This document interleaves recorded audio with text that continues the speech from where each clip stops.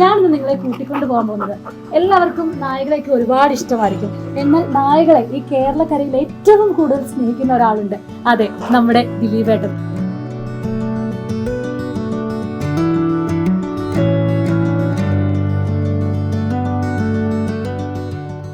ചോട്ടൂന് ഇവിടെ ഒരു സ്മാരകം ഇപ്പോഴും ഉണ്ട്. എനിക്ക് തോന്നുന്നു വീഡിയോസിലൂടെ ആണെങ്കിലും ഇവർ രണ്ടുപേരും ചോട്ടൂന്റെ ആ ഒരു ബന്ധം, നിങ്ങൾക്ക് ചോട്ടൂനോടുള്ള ഒരു ആ ബന്ധം നന്നായിട്ട് അറിയാം. ഇവർക്കും ആ ഒരു രീതി തന്നെയാണ്.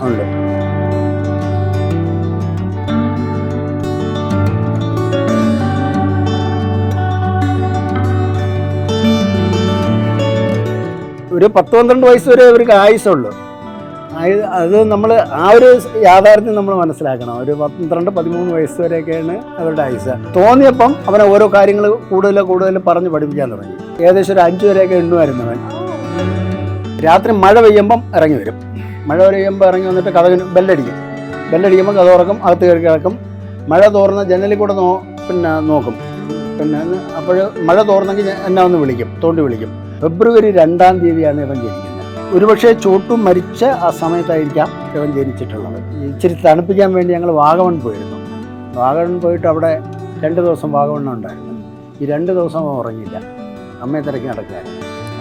പിന്നെ ഒരു വലിയ ആടുണ്ടായിരുന്നു, ക്രാത്തൻ തന്നെയായിരുന്നു അവൻ്റെ പേര്. അത് ഞാൻ പറമ്പിൽ താഴെ നിന്നിട്ട് ക്രാത്താന്ന് വിളിച്ചിട്ട് ഞാൻ അപ്പോഴേ ഓടി അവിടെ എത്തും. അത് നമ്മളൊരു ജീവിയായിട്ട് എന്ന രീതിയാണ്. ചോട്ടുവിൻ്റെ വാർഷികത്തിന്, അതായത് ഓർമ്മ ദിനത്തിന് നമ്മുടെ ഈ പ്രദേശത്തെ എല്ലാ നായകൾക്കും ഫുഡ് കൊടുക്കുന്നൊരു പരിപാടി നമുക്കുണ്ട്. ബിരിയാണി, എല്ലാവർക്കും ബിരിയാണി. ഇപ്പോൾ ഈ ഫെബ്രുവരി 4-ാം തീയതി ആയിരുന്നു. അതവന് വിഷമം. ഇപ്പം നിങ്ങളാരെങ്കിലും ഞങ്ങളെ ഒന്ന് പിടിക്കുകയോ തൊടുകയോ ചെയ്തു കഴിഞ്ഞാൽ അവൻ കടിവെക്കും. എത്ര അടുപ്പമുണ്ടെന്ന് പറഞ്ഞിട്ട് കാര്യമില്ല. പക്ഷേ എവളെയാണെങ്കിലും നേരെ തിരിച്ച് എവിടെ അടുത്ത് നമ്മൾ പിടിക്കാൻ പറഞ്ഞാൽ അവിടെ പിടിക്കത്തുള്ളൂ. ഇന്നയാളെ ഇനി പിടിച്ചോ, അല്ലെങ്കിൽ ഇന്നയാളെ ഇനി പിടിച്ചോണ്ട് വരാൻ പറഞ്ഞു കഴിഞ്ഞാൽ കൊന്നുകൊണ്ട് വരും. ആ സൈസാണ് ഇവിടെ. ഞാനിന്ന് നിങ്ങളെ കൂട്ടിക്കൊണ്ട് പോകാൻ പോകുന്നത് എല്ലാവർക്കും നായകളെയൊക്കെ ഒരുപാട് ഇഷ്ടമായിരിക്കും. എന്നാൽ നായകളെ ഈ കേരളക്കരയിൽ ഏറ്റവും കൂടുതൽ സ്നേഹിക്കുന്ന ഒരാളുണ്ട്. അതെ, നമ്മുടെ ദിലീപേട്ടൻ. എനിക്ക് തോന്നുന്നു വർഷങ്ങളായിട്ടുള്ള ഒരു നായ സ്നേഹമാണ്. അതിന്റെ ഏറ്റവും ഒരു ഉന്നതിയിൽ എത്തിയതായിരുന്നു നമ്മൾ ചോട്ടു എന്ന് പറഞ്ഞ നായനെ ചേട്ടൻ സ്നേഹിക്കുന്നതും ആ വീഡിയോസൊക്കെ ഞങ്ങളിലേക്ക് സോഷ്യൽ മീഡിയ വഴി എത്തുന്നതും ഒക്കെ. ചോട്ടു പോയതിനു ശേഷം ഇപ്പോൾ 2 നായ്ക്കളാണ് ചേട്ടൻ്റെ കൂടെ ഉള്ളത്. ഇടത്തും വലത്തുമായിട്ടൊക്കെ സപ്പോർട്ടായിട്ട് നിൽക്കുന്നത്, ലേക്കിയും ലിയോയും. എങ്ങനെയാണ് ചേട്ടാ, എന്ന് തുടങ്ങി ചേട്ടൻ്റെ ഈ ഒരു നായ സ്നേഹം, അല്ലെങ്കിൽ ഇത്തരത്തിൽ ആഴത്തിലുള്ളൊരു നായ സ്നേഹം? അത് കുട്ടിക്കാലം മുതൽ ഇവിടെ നായ ഉണ്ട് എന്നത് മാത്രമല്ല, അതിന് ഒരു സഹജീവിയായിട്ട് തന്നെ അന്ന് മുതൽ കാണുന്നത്. എന്ന് പറഞ്ഞാൽ മറ്റേ ദൂരെ നിർത്തേണ്ട ഒരു ജീവിയല്ല, നമ്മുടെ കൂടെ നടക്കേണ്ട ഒരു ജീവിയാണ് എന്ന് തന്നെയാണ് കുട്ടിക്കാലം മുതൽ മനസ്സിലാക്കിയതും കണ്ടുപിടിച്ചതും. അപ്പം ഞാനും അതുപോലെ അത് പിന്തുടരുന്നു, അത്രയേ ഉള്ളൂ. ആദ്യമായിട്ട് ചേട്ടൻ്റെ കയ്യിൽ എത്തുന്ന ഒരു നായ ഏതായിരിക്കും? അതെനിക്ക് ശരിയായിട്ട് എന്ന് പറഞ്ഞാൽ ഞാൻ ജനിക്കുമ്പം ഞാൻ വളർത്തുന്നത് വർഷങ്ങൾക്ക് മുമ്പ്, അതായത് എനിക്ക് തോന്നുന്നു വഴിയിൽ നിന്ന് എടുത്തുകൊണ്ട് വന്നേ. വീട്ടിലിവിടെ ഉണ്ടായിരുന്നൊരു നായ മരിച്ചുപോയതിന് ശേഷം വഴിയിൽ നിന്ന് മറ്റോ എടുത്തുകൊണ്ട് വന്നൊരു നായ, അങ്ങനെ വളർത്തിയതാണ്. അത് ഏതാണെന്ന് എനിക്കിപ്പം കൃത്യമായിട്ട് ശരിക്കും ഓർക്കാൻ പറ്റുന്നില്ല. അന്ന് ഒരു 10-12 വയസ്സ് വരെ അവർക്ക് ആയുസുള്ളൂ. അത് നമ്മൾ ആ ഒരു യാഥാർത്ഥ്യം നമ്മൾ മനസ്സിലാക്കണം. ഒരു 12-13 വയസ്സ് വരെയൊക്കെയാണ് അവരുടെ ആയുസ്. എന്ന് പറഞ്ഞാൽ നമ്മളുടെ ഒരു 100 വയസ്സൊക്കെ ആയി അവർക്ക് 13 വയസ്സ്. അപ്പോൾ ലാസ്റ്റ് ഘട്ടത്തിലാകുമ്പോൾ അവർക്ക് ഈ രോമമെല്ലാം കൊഴിഞ്ഞ് ഒരു അസുഖമൊക്കെ ഉണ്ടായി അങ്ങ് മരണപ്പെടുക. അതും സ്വാഭാവികമായിട്ട് നമ്മൾ ഉൾക്കൊള്ളാൻ പഠിക്കണം ആദ്യം. അപ്പോൾ വിഷമിച്ചിട്ട് കാര്യമില്ല, വയസ്സായവർ മരിക്കുന്നത് പോലെ അവരും മരിക്കും. എനിക്കൊന്ന് മനുഷ്യരെക്കാളും കൂടുതലൊക്കെ ഈ മിണ്ടാപ്രാണികളെ നായ്ക്കൾക്കൊക്കെ സ്നേഹിക്കാൻ പറ്റുമെന്നൊക്കെ പലരും പറഞ്ഞ് നമ്മൾ കേട്ടിട്ടുണ്ട്. അപ്പം ഇപ്പോൾ അതിൻ്റെ ഒരു ഉദാഹരണം പറഞ്ഞപ്പോൾ ചോട്ടു എന്ന് പറഞ്ഞൊരു നായ. അപ്പോൾ ചോട്ടു എങ്ങനെയായിരുന്നു ചേട്ടൻ്റെ കൈകളിൽ എത്തുന്നതും അത് ഈ വീട്ടിലേക്ക് എങ്ങനെയായിരുന്നു വന്നത്? ചോട്ടുവിനെ എൻ്റെ മോൻ്റെ ഒരു സുഹൃത്തിൻ്റെ വീട്ടിൽ നിന്ന് ഞാൻ പറഞ്ഞിട്ട് കൊണ്ടുവരുമായിരുന്നു. അതിന് മുമ്പുള്ളത് അങ്ങനെ മരിച്ചുപോയി. അപ്പോൾ പിന്നെ കുറച്ച് ആൾ ഇവിടെ നായ ഇല്ലാതായി. അപ്പോൾ എനിക്ക് ഈ നായ ഇവരില്ലാതെ പറ്റത്തില്ല. നമ്മൾ പുറത്തൊക്കെ പോയിട്ടൊക്കെ വരുമ്പോൾ കാത്തിരിക്കാൻ ഒരാൾ, അല്ലെങ്കിൽ നമ്മുടെ കൂടെ നടക്കാൻ ഒരാൾ. അപ്പോൾ അങ്ങനെ ഒരാളെ വേണം. അപ്പോൾ കൊണ്ടുവന്ന ആദ്യമേ തന്നെ എന്ന് പറഞ്ഞാൽ ഒരു 2 മാസം ആയപ്പോൾ തന്നെ അവൻ്റെ സ്വഭാവത്തിൽ നല്ല ഒരു ഇമ്പ്രൂവ്മെൻ്റ് എനിക്ക് തോന്നി. കാര്യം സാധാരണ ഇതിന് മുമ്പ് ഇവിടെ വളർന്നവരെ പോലെ അല്ല, ഒരു കാര്യങ്ങൾ പെട്ടെന്ന് മനസ്സിലാക്കാനുള്ള ശേഷി, കോമൺ സെൻസ് ഇതൊക്കെ ഉണ്ടെന്ന് തോന്നിയപ്പം അവനെ ഓരോ കാര്യങ്ങൾ കൂടുതൽ പറഞ്ഞ് പഠിപ്പിക്കാൻ തുടങ്ങി. അവന് ഏകദേശം ഒരു 5 വരെയൊക്കെ എണ്ണുമായിരുന്നു അവൻ. അപ്പോൾ 5 വരെ എണ്ണുന്ന അതിൻ്റെ ഒരു തമാശ കഥയുണ്ട്. അപ്പം നമ്മളെ സംബന്ധിച്ചിടത്തോളം അന്ന് ഈ ഫേസ്ബുക്കാണ് നമ്മൾ കാണുന്ന ഒരു പ്രധാന ഇത് സോഷ്യൽ മീഡിയ. അപ്പോൾ ഈ 5 വരെ എണ്ണുന്ന ഞാൻ ഞങ്ങളുടെ ഫേസ്ബുക്കിൽ എടുത്തിട്ടു. സത്യത്തിൽ ഒരു 10 പേര് പോലും ലൈക്ക് ഇട്ടില്ല. അപ്പം നമുക്ക് ആകെ പ്രതീക്ഷയുള്ളതെന്ന് പറഞ്ഞാൽ കുറച്ച് പേര് ലൈക്ക് ചെയ്യുമ്പോൾ നമുക്ക് ആ ഒരു എന്തോ ഒരു സന്തോഷം തോന്നും, ഒരു സംതൃപ്തി തോന്നും. അപ്പോൾ 10 പേര് പോലും ലൈക്ക് ഇട്ടില്ല. അപ്പോൾ ഞാൻ വിചാരിച്ച് ഇനി വെറുതെ എന്തിനാ അവനെ കൊണ്ട് വീഡിയോ ഇടുന്നല്ല ഇവനെ കൊണ്ട് കൂടുതൽ എണ്ണി ചെയ്യുന്നതെന്ന് പറഞ്ഞിട്ട് അങ്ങനെ അത് നിർത്തി. മറ്റേ രണ്ടും എത്രയാണെന്ന് ചോദിച്ചാൽ അറിയാമായിരുന്നു. നമ്മൾ ഈ 5 പേരിൽ ഇത് എങ്ങനെ തിരിച്ചും മറിച്ചും ഒക്കെ ചോദിച്ചാലും അവൻ കൃത്യമായിട്ട് കറക്റ്റായിട്ട് പറയാമായിരുന്നു. ചോട്ടു ഇങ്ങനെ പോയി പത്രം എടുത്തോണ്ട് വരിക, കണ്ണാടി, ഇതൊക്കെ നമ്മള് വീഡിയോസിലൂടെ കാണുന്നായിരുന്നു. അതെല്ലാം ട്രെയിൻ ചെയ്യിച്ചെടുത്തതാണോ അതോ? അന്ന് പത്രം ഇവിടെ ഇടും, പിന്നെ പത്രക്കാരൻ കൊണ്ടുവന്നിട്ട് പത്രം ഇടും. അപ്പം ഞാൻ കുട്ടിക്കാലം മുതൽ എൻ്റെ കൂടെ അങ്ങ് നടന്നു വരുമ്പോൾ ഞാൻ പത്രം എടുത്ത് കയ്യിൽ കൊടുക്കും. ആദ്യം പിടിക്കത്തില്ലായിരുന്നു, പിന്നെ പിടിച്ചു എൻ്റെ കൂടെ നടന്നു വരുമായിരുന്നു. പിന്നെ രാവിലെ 6 മണിക്ക് അവൻ പോയിട്ട് പത്രം എടുത്തുകൊണ്ട് വന്നിട്ട് ഇവിടെ വന്ന് ബെല്ലടിക്കും. അപ്പോൾ ബെല്ലടിക്കാൻ ഞാൻ പറഞ്ഞു കൊടുത്തിട്ട് മാത്രമല്ല ബെല്ല് ഒരിത്തിരി വലിപ്പമാക്കി വെച്ചു കൊടുത്ത്. അപ്പോൾ അവൻ അടിക്കാൻ എളുപ്പത്തിന്. അപ്പം ബെല്ലടിച്ചിട്ട് അവൻ വെയിറ്റ് ചെയ്യും. അപ്പോൾ ഞാൻ പത്രം മേടിക്കുമ്പം പോയിട്ട് എൻ്റെ കണ്ണട എടുത്തുകൊണ്ട് തരും. അത് കണ്ണടയാണെന്ന് പറഞ്ഞ് മനസ്സിലാക്കി കൊടുത്തു. ഒരു പ്രാവശ്യം പറഞ്ഞ് മനസ്സിലാക്കി കൊടുത്ത്. ഇത്രയൊക്കെ എനർജറ്റിക് ആയിട്ട് നിന്നിരുന്ന ഒരു സമയത്ത് ഒരു ഭയങ്കര അൺഎക്സ്പെക്റ്റഡ് ആയിട്ടായിരുന്നു ചോട്ടു ലൈഫിൽ നിന്ന് പോകുന്നത്. അപ്പം എന്തായിരുന്നു ശരിക്കും റിയൽ ആയിട്ട് ചോട്ടുവിന് എന്തായിരുന്നു സംഭവിച്ചത്? വീട്ടിനകത്ത് കിടക്കത്തില്ല, അങ്ങനെ കൂട്ടിലോ അങ്ങനെ കിടക്കത്തില്ല. അവൻ വീട്ടിന് മുകളിൽ മാത്രമേ കിടക്കത്തുള്ളൂ. അപ്പം വീട്ടിന് മുകളിൽ കിടന്നിട്ട് അപ്പം രാത്രി മഴ പെയ്യുമ്പം ഇറങ്ങി വരും. മഴ പെയ്യുമ്പോൾ ഇറങ്ങി വന്നിട്ട് കഥകിന് ബെല്ലടിക്കുമ്പോൾ കഥ തുറക്കും, അകത്ത് കയറി കിടക്കും. മഴ തോർന്ന ജനലിൽ കൂടെ നോക്കും. അപ്പോൾ മഴ തോർന്നെങ്കിൽ എന്നെ ഒന്ന് തോണ്ടി വിളിക്കും. അപ്പോൾ കഥ തുറന്ന് കൊടുക്കണം. വീണ്ടും അങ്ങ് മേളിൽ കയറി പോകും. അപ്പോൾ ഒരു ദിവസം ഒരു 4-5 പ്രാവശ്യമൊക്കെ ഇത് ആവർത്തിച്ചപ്പോൾ ഞാൻ അവന് മേളിലൊരു ഷെഡ് അങ്ങ് ഉണ്ടാക്കി. അപ്പോൾ പിന്നെ മഴയത്തായാലും അവൻ ആ ഷെഡിലങ്ങ് കിടന്നോളും. ഇല്ല കട്ടിലും അതിനൊരു മേൽക്കൂരയൊക്കെ വെച്ചിട്ട്. അപ്പോൾ പിന്നെ ഇവിടുത്തെ മൂത്ത മോനും അവിടെ ആയി കിടത്താം. ഇവിടെ വീടിൻ്റെ മുകളിൽ നിന്ന് എന്തെങ്കിലും ജീവിയെ കണ്ടിട്ടായിരിക്കാം രാത്രി എപ്പോഴോ അതിൻ്റെ പിന്നാലെ പോയി. ഇവിടെ തൊട്ടടുത്ത് ഒരു കിണർ, നമ്മൾ പ്രതീക്ഷിക്കാത്ത ഒരു സ്ഥലമായിരുന്നു. അത് കെട്ടിയ കിണറായിരുന്നു, പ്രതീക്ഷിക്കാത്ത ഒരു സ്ഥലമായിരുന്നു. അതുകൊണ്ട് അവിടെ തിരയാനും പറ്റിയില്ല. അത് മാത്രമല്ല നല്ല ആഴമുള്ള കിണറായിരുന്നു. അടിയിൽ വായു സഞ്ചാരമൊന്നും ഉള്ളതായിരുന്നില്ല. അതിൽ വീണിട്ട് മരണപ്പെട്ടു, അറിഞ്ഞില്ല. ചോട്ടു പോയതിനു ശേഷം 1 മാസത്തിന് ശേഷം തന്നെ ഇവര് വന്ന് വീട്ടിലെത്തി. അതെങ്ങനെയായിരുന്നു പെട്ടെന്ന് തന്നെ ഉള്ളൊരു ഇവരുടെ വരവ്?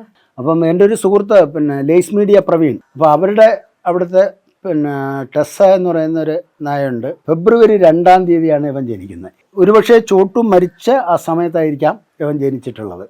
ചോട്ടു മരിച്ച സമയത്താണ് ലിയോ ജനിക്കുന്നത്. അപ്പോൾ ആ ഒരു വിശ്വാസം, ഒരു കണക്ഷൻ. അപ്പോൾ അങ്ങനെയാണ് പ്രവീൺ എന്നെ വിളിച്ചിട്ട് അതിനെക്കുറിച്ച് സംസാരിച്ചു. അങ്ങനെ പ്രവീണ് അവനെ ഇവിടെ കൊണ്ടുതരികയായത്. അതുപോലെ ലേക്ക എൻ്റെ ഒരു സുഹൃത്ത് കാഞ്ഞിരപ്പള്ളി, അവിടുന്ന് ഒരു സുഹൃത്ത് ഇങ്ങനെ ഞാൻ അങ്ങോട്ട് വിളിച്ചു. അപ്പോൾ ഇവന് ഒരു കൂട്ടുണ്ടാവണമെന്ന് കരുതിയിട്ട് പോയിട്ട് ലേക്കനെ കൊണ്ടുവരിക. അവര് ഭയങ്കരമായിട്ട് രണ്ടും ഭയങ്കര കൂട്ടാണ്. പക്ഷേ ലിയോയെ സംബന്ധിച്ചിടത്തോളം ഭയങ്കര കെയറിങ് ആണ്. അത് ഇവളുടെ അടുത്തായാലും ശരി തന്നെ, അവൻ്റെ ഇവിടുത്തെ കുടുംബാംഗങ്ങളുടെ അടുത്തായാലും ശരി തന്നെ, എല്ലാം ഭയങ്കര കെയറിങ് ആണ്. അപ്പൊ എനിക്ക് തോന്നുന്നു ലേക്കയുടെ, അതായത് ഇവിടെ കുറെ ബോൾ ഉണ്ട്, അതുപോലെ ലേക്കയ്ക്ക് ഒരുപാട് കളിപ്പാട്ടങ്ങളൊക്കെയാണ് ഇവിടെ എടുത്തു വെച്ചിരിക്കുന്നത്. അപ്പൊ നമുക്ക് ആ ലേക്കയുടെ വിശേഷങ്ങൾ, അതുപോലെ തന്നെ നമ്മുടെ ചോട്ടുവിന് ഇവിടെ ഒരു സ്മാരകം ഇപ്പോഴും ഉണ്ട്. എനിക്ക് തോന്നുന്നു വീഡിയോസിലൂടെ ആണെങ്കിലും ഇവർ രണ്ടുപേരും ചോട്ടുവിന്റെ ആ ഒരു ബന്ധം, നിങ്ങൾക്ക് ചോട്ടുവിനോടുള്ള ഒരു ആ ബന്ധം നന്നായിട്ട് അറിയാം. ഇവർക്കും ആ ഒരു രീതി തന്നെയാണ്. അപ്പൊ അത് എന്ന് തൊട്ടാണ് ശരിക്കും അങ്ങനെ ഒരു കണക്ഷൻ ചോട്ടുവിലേക്ക്, അതായത് ചോട്ടു പോയതിനു ശേഷമാണ് ഇവര് വരുന്നത്, എന്നിട്ട് ആ ഒരു ബന്ധം അങ്ങനെ അത് ചോട്ടുവിന്റെ എന്തെങ്കിലും ഒരു വിശേഷം, ഇവരുടെ ബർത്ത്ഡേ ആയാലും മറ്റ് ചോട്ടുവിന്റെ വാർഷികമായാലും ഇവര് അവിടെ പോകും. അവിടെ കൊണ്ടുപോയിട്ട് അവിടെ ഇരുത്തി കാര്യമൊക്കെ പറഞ്ഞ് ഇച്ചിരി നേരം കാര്യമൊക്കെ പറഞ്ഞിട്ടൊക്കെ ആയിരിക്കും വരുന്നത്. പിന്നെ ചോട്ടുവിൻ്റെ കുറേ കളിപ്പാട്ടങ്ങളുണ്ടായിരുന്നു. അതൊക്കെ ഇവിടെ പോയി നുള്ളി പറക്കിക്കൊണ്ട് വരും. ലേക്കയുടെ അതെല്ലാം പറമ്പിലെ മുഴുവൻ അവൻ്റെ കളിപ്പാട്ടങ്ങളൊക്കെയാണ്. ചേട്ടൻ ഇങ്ങനെ ഇവർക്ക് വേണ്ടിയിട്ട് കളിപ്പാട്ടങ്ങൾ വാങ്ങിച്ചുകൊണ്ട് കൊടുക്കും, കുട്ടികൾക്ക് കൊണ്ടുവരുന്ന പോലെ അതുപോലെ എന്തൊക്കെയായി ഇപ്പം ചേട്ടൻ എവിടെ പുറത്ത് പോയിട്ട് വരുമ്പോൾ അല്ലെങ്കിൽ ഇപ്പോൾ ഒരു ദിവസം ഒന്നും കണ്ടില്ലെങ്കിലൊക്കെ ഇവരുടെ റിയാക്ഷൻ എന്തായിരിക്കും? റിയാക്ഷൻ എന്നെ കണ്ടില്ലെന്ന് പറഞ്ഞിട്ട് വലിയ പ്രശ്നമില്ല രണ്ടുപേർക്കും. കാര്യം എന്ന് പറഞ്ഞാൽ ഞാൻ ഇടയ്ക്ക് അങ്ങോട്ടും ഇങ്ങോട്ടൊക്കെ മാറി നിൽക്കുന്നത്, എന്തെങ്കിലും കാര്യത്തിന് അവിടെ ഇവിടെയൊക്കെ പോകുന്നതാണ്. ഇച്ചിരി തണുപ്പിക്കാൻ വേണ്ടി ഞങ്ങൾ വാഗമൺ പോയിരുന്നു. വാഗമൺ പോയിട്ട് അവിടെ 2 ദിവസം വാഗമൺ ഉണ്ടായിരുന്നു. ഈ 2 ദിവസം ഉറങ്ങിയില്ല, അമ്മയെ തിരക്കി നടക്കുമായിരുന്നു. പറ്റാത്തൊരവസ്ഥയാണ്. ഇപ്പൊ തണുപ്പിക്കാന്ന് പറഞ്ഞ വാഗമണ്ണ് കൊണ്ടുവന്നത് ഇവിടെ 2 പേർക്കും വെയിലെന്ന് പറയുന്നത് അലർജിയാണ്. അല്ലാതെ എന്തുകൊണ്ടാണ് വെയിലത്തോട്ട് ഇറങ്ങത്തില്ല? വെയില് ഭയങ്കര ഇറിറ്റേഷൻ. അത് ആദ്യം പോലെ അങ്ങനെ തന്നെ വെയിലത്തോട്ട് ഇറങ്ങത്തില്ല, രണ്ടുപേരും ഇറങ്ങത്തില്ല. ഇവരുടെ പേരാണെങ്കിലും അല്ലെങ്കിൽ ചോട്ടു എന്നുള്ള പേരാണെങ്കിലും ചേട്ടനായിരുന്നു ചോട്ടു എന്ന് പേരിട്ടത്. അതെ അതെ അതെ. എങ്ങനെ പെട്ടെന്ന് ചോട്ടു എന്നൊരു പേര് വരാൻ? അതിന് മുമ്പൊരു ചോട്ടു ഉണ്ടായിരുന്നു ഇവിടെ. അത് ആള് ചെറുതായിരുന്നു. അങ്ങനെ ചോട്ടയിൽ നിന്ന് ചോട്ടു ആയതാണോ? അല്ല, ചോട്ടയിൽ നിന്ന് ചോട്ടു അല്ല. അപ്പം വലിയൊരാളെ കൊണ്ടുവന്നപ്പം പിന്നെ ഞാൻ വിചാരിച്ചു അതും ഒരു വിശ്വാസത്തിന്റെ പുറത്താ.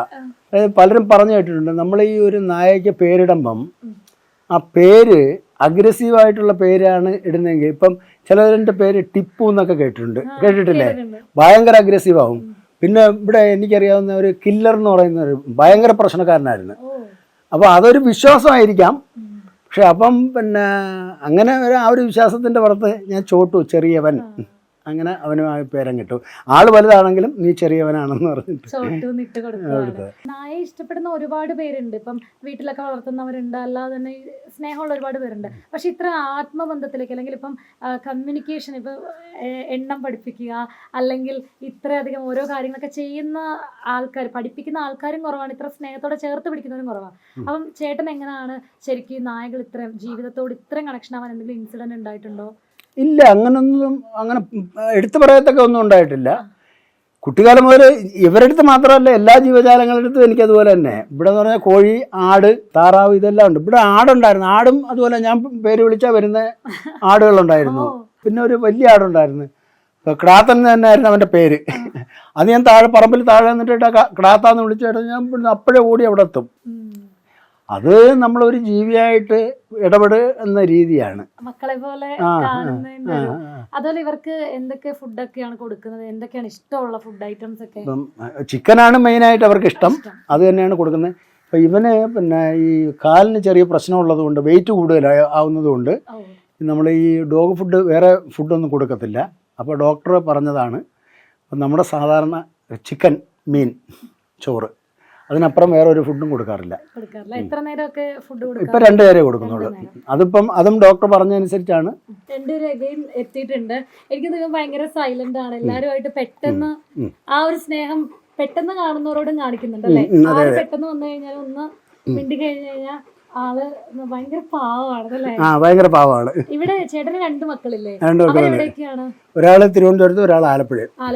അപ്പം ചേട്ടന്മാര് അവര് ഇപ്പൊ വരുമ്പോഴോ അല്ലെങ്കിൽ അവരൊക്കെ വരുമ്പോ എങ്ങനെയായിരിക്കും റിയാക്ഷൻ? അവര് വരുമ്പം പിന്നെ പറഞ്ഞു കഴിഞ്ഞോട്ട് കയറാൻ സമ്മതിക്കാതെ ഭയങ്കര പിന്നെ ചാടി പുറത്തെല്ലാം ചാടി കയറി ആകെ ഒരു ബഹളമാ. ചോട്ടു ഈ വീടിന് അത്രയും സ്പെഷ്യൽ ആയിരുന്നു. അപ്പം ചോട്ടുവിന്റെ ഓർമ്മകൾ ഈ വീട്ടിൽ തന്നെ ഉണ്ട്. ചോട്ടുവിനൊരു സ്മാരകം തന്നെ ചേട്ടൻ അതിനുശേഷം ഇവിടെ ക്രിയേറ്റ് ചെയ്തിട്ടുണ്ട് അല്ലേ? എല്ലാ വർഷവും ഇപ്പൊ ചോട്ടുവിന്റെ വാർഷികമാണെങ്കിലും ഇവരുടെ ജന്മദിനത്തിനാണെങ്കിലും ചോട്ടുവിനൊരു ഇമ്പോർട്ടൻസ് ഉണ്ട്. അത് ചോട്ടുവിന്റെ പിന്നെ വാർഷികത്തിന്, അതായത് ഓർമ്മ ദിനത്തിന് പിന്നെ നമ്മുടെ ഈ പ്രദേശത്തെ പിന്നെ എല്ലാ നായകൾക്കും ഫുഡ് കൊടുക്കുന്നൊരു പരിപാടിയും കൂടെ ഉണ്ട്. ബിരിയാണി, എല്ലാവർക്കും ബിരിയാണി. ഇപ്പൊ ഈ ഫെബ്രുവരി 4-ാം തീയതി ആയിരുന്നു. അടുത്തല്ല, ഒയിര്, നമ്മുടെ പിന്നെ അങ്ങ് ഒയിരെന്ന് പറയുന്ന ഇവിടുന്ന് ഒരു 5 കിലോമീറ്റർ ചുറ്റളവിലുള്ള എല്ലാവർക്കും ബർത്ത്ഡേക്ക് ചേട്ടൻ കേക്ക് ഉണ്ടാക്കി തന്നെയാണ് ഇവർക്ക് കൊടുത്തത്. അപ്പം അതെങ്ങനെയായിരുന്നു ആ ഒരു കേക്ക് ഉണ്ടാക്കി കൊടുക്കണം? അത് ഉണ്ടാക്കി കൊടുക്കാമെന്ന് വിചാരിച്ചു. കാര്യം എന്ന് പറഞ്ഞാല് മറ്റേത് എല്ലാ പ്രാവശ്യവും ഒരു ചിക്കനായിരുന്നു.